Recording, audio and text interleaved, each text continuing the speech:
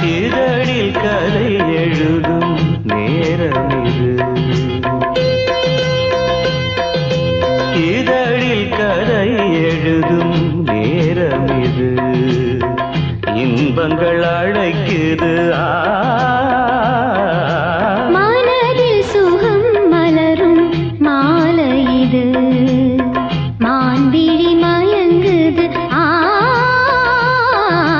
மனதில் சுகம் மலரும் மாலை இது.